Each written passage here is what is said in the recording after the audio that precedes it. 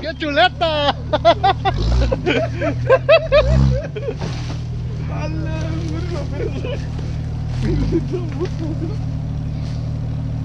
Pero vamos a decir, tu papá te vas a cagar.